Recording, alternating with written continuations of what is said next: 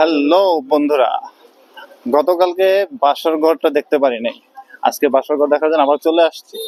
আর পাশাপাশি আমাকে বাড়ির থেকে বলে দেওয়া হয়েছে এখান থেকে কটকটি নিয়ে যেতে। তো এখানকার কটকটি নাকি মোটামুটি ভালোই সুনাম আছে। তো এর জন্য মহাস্থানগড় আবার চলে আসলাম। এখন হচ্ছে হলো বেহুলা লক্ষ্মীর বাসর ঘর দেখার উদ্দেশ্যে আসছি আমি, রাকিব আর রাসেল।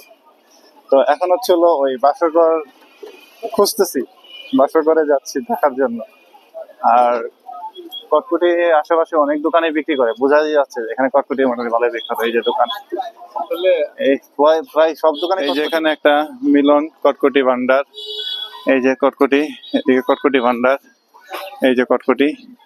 ওরে এই যে সব জায়গায় যে কটকটি, তার মানে এখানকার কটকটি আসলে যে বিখ্যাত তার প্রমাণ এই যে এটাই বোঝা গেল। এখন বাসর ঘরের জন্য আমরা ভ্যানে চলে যাচ্ছি।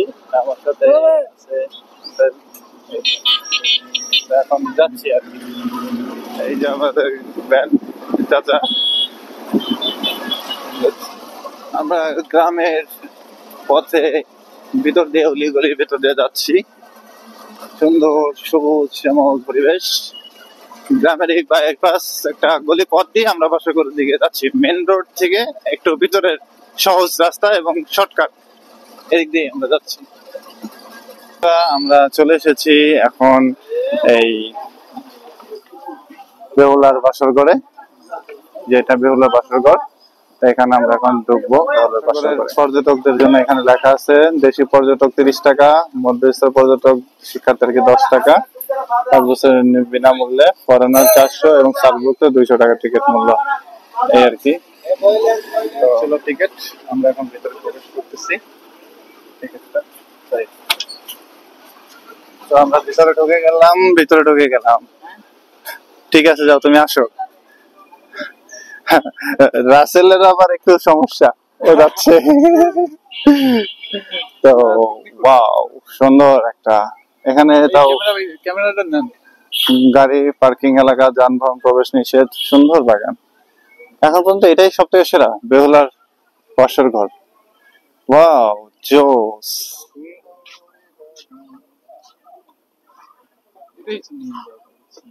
এগুলো হচ্ছে হলো বিস্তারিত এটার সম্পর্কে, বেহুলার বাসর ঘর সম্পর্কে।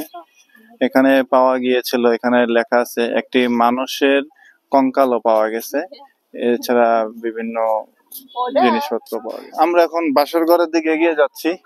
বাসর ঘরে যাচ্ছি, কিন্তু বাসর করার মতন এখানে কেউ নাই। আমাদের নামে বলে দেন, মানুষ বুঝবে না। হ্যাঁ, আমাদের এখানে এরকম কিছু নাই। তো আমরা আপাতত যাচ্ছি বাসর ঘরের দিকে।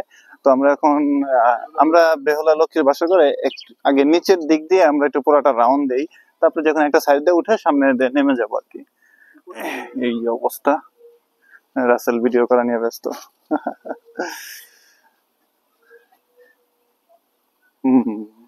পিছন সাইডটা দিয়ে আমরা একটা আগে ঘুরতি, এদিক দিয়ে রাউন্ড দিচ্ছি।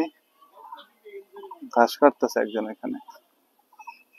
একটা জিনিস আমি খেয়াল করলাম, এখানে যতগুলা স্পট ঘুরছি এর ভিতরে মোটামুটি আমার কাছে এটার একটু বেশি কি বলবো হাইলাইট মনে হচ্ছে, এবং বাগান টাগান পরিচর্যা এদিকটা মানে এটা একটু এগিয়ে আছে। এবং এটার যে একটা সীমানা প্রাচীর, এই যে এটা দেখেও বেশ ভালো লাগছে। মহাস্থানগড়ের সীমানা প্রাচীর ছিল, কিন্তু ওটার থেকে আমার কাছে এটা মনে হচ্ছে এটা বেশি সিকিউরিটি পারপাস, এটা বেশি এগিয়ে আছে আর কি আমার মনে হয়।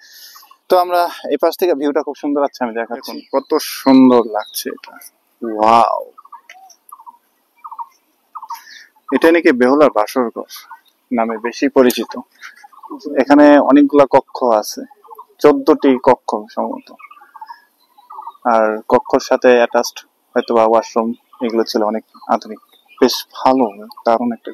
বন্ধুরা, আপনারা দেখতে পাচ্ছেন আমি এখন বেহুলা লক্ষ্মীর বাসর ঘরের ভিতরে আছি। আমি কি বলবো আমি জানি না আসলে কোন কক্ষে যে সে বাসর করেছে, সেটা নিয়ে আমার খুব সন্দেহ আছে। ঘর তো অনেকগুলো, এটা একটা বাহিরের একটা কক্ষ, আর এদিকে আরো একটা কক্ষ। তো আমি একটু উপরের দিকে যাচ্ছি। এই যে এটা ছোট ছোট কক্ষ। তো এইসব কক্ষে কোন একটা কক্ষে হয়তো বাসর ঘরটা হয়েছিল। আমরা ঠিক জানি না কোনটাই বাসর ঘর হয়েছে। আসলে আমি একটু মজা করে বলতেছি, যেহেতু বেহুলা লোককে বাসর ঘর হিসেবে বলা, এটার ইতিহাস অনেক, এত ইতিহাস আমি বলতে পারবো না। আমি ইতিহাস দেখাইতে আসি নাই, আমি জাস্ট একটা পর্যটন স্পট আপনাদেরকে দেখাইতে আসছি। হয়তো আরো ভালো ইনফরমেশন আপনারা আমার থেকে ভালো জানেন, আমি তো বলতে পারবো না। আপনারা গুগল ম্যাপ দেখে নেবেন বা গুগল সার্চ করে। তো এই হচ্ছিল বেহুলা লক্ষ্মীর বাসর ঘর। আমরা আরো উপরে উঠবো আস্তে আস্তে, পুরোটা ঘুরে দেখাচ্ছি আপনাদেরকে। তো আশা করি আপনাদেরকে অনেক ভালো লাগতেছে। তো চলুন দেখাই আরো সামনে।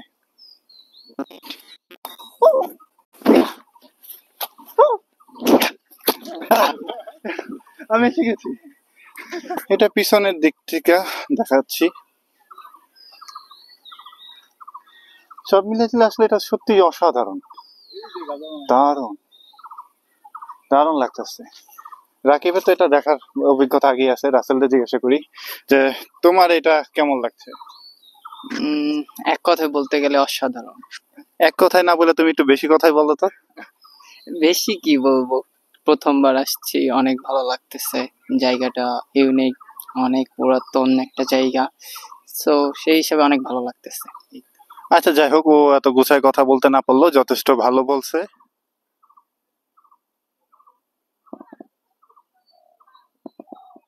বেহুলার বাসর ঘরটি সপ্তম শতাব্দ থেকে 1200 শতাব্দীর মধ্যে নির্মিত হয়েছে বলে প্রাথমিকভাবে ধারণা করা হয়েছিল। 172টি এলোমেলো কক্ষ এখানে রয়েছে। বেহুলার বাসরঘর মনুমেন্টটি বর্তমানে 809 থেকে 847 খ্রিস্টাব্দে দেবপাল নির্মিত বলে বর্তমান গবেষকরা ধারণা করেছে। আর রাসেল উপরে উঠতেছে, অনেক কষ্ট হচ্ছে ওদের উপরে উঠতে।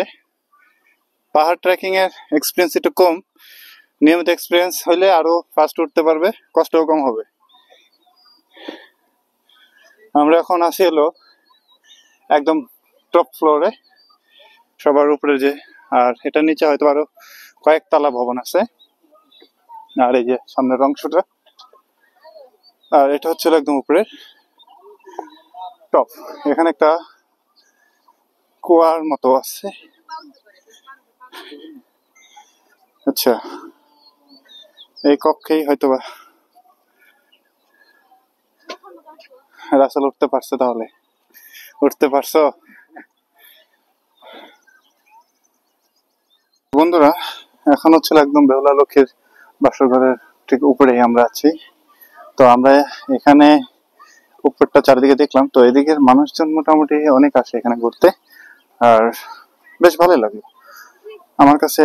এখন পর্যন্ত বগুড়া যতগুলো হিস্টোরিক্যাল প্লেস দেখলাম তার ভিতরে এটা খুব সেরা। আর বাঙালির যে একটা অপদ অভ্যাস, দেখুন সব জায়গায় লেখালেখি, এখানেও লেখালেখি করে। আমি হিস্টোরিক্যাল প্লেসে গেলে সবসময় এগুলো লেখালেখি এগুলো দেখি, কোনো জায়গা বাদ দেয় না এরা। নিজেদের নাম আর মানুষের নাম ইত্যাদি লিখে লিখে পড়ে রাখে। যাক, আমার কাছে খুব ভালোই লাগলো, অসাধারণ প্রত্যেকটা স্পট গুলা, দারুণ দুর্দান্ত। আসলে এত বছর আগে, শত শত বছর আগের এইসব সভ্যতা মানুষ কিভাবে গড়ে তুলছে, কিভাবে এইসব বিল্ডিং ভবন গুলা তুলে ধরছে, আসলে ভাবতেই অবাক লাগে। এখন তো কত আধুনিক, এখন মানুষ এত বড় বড় ইমারত তৈরি করে, অথচ আজ থেকে শত বছর আগেও তারা এই ভবন গুলা কিভাবে তৈরি করছে ভাবতে অবাক লাগে। মানে টেকনোলজি যে কত আপডেট তখন ছিল বা এখনো আছে, হচ্ছে, সত্যি দারুণ। বেহুলার বাসরঘর নামে পরিচিত পেলেও এটি মূলত বাসরঘর নয়, এটি আসলে একটি মনুমেন্ট। তো যাই হোক, আমরা বেহুলার বাসরঘর থেকে ঘুরতে ঘুরতে এখান থেকে বিদায় নিচ্ছি। এখান থেকে এখন আমরা চলে যাব মহাস্থানগড়। মহাস্থানগড় বাস স্ট্যান্ডে কটকটি খুবই বিখ্যাত। এখান থেকে নসিব ভাইয়ের কটকটি না নিয়ে যাব এটা হতেই পারে না। তো যাই হোক, এখান থেকে আমিও কটকটি নিয়ে নিলাম। তো কটকটি নিয়েই চলে যাচ্ছি। Tata, bye bye.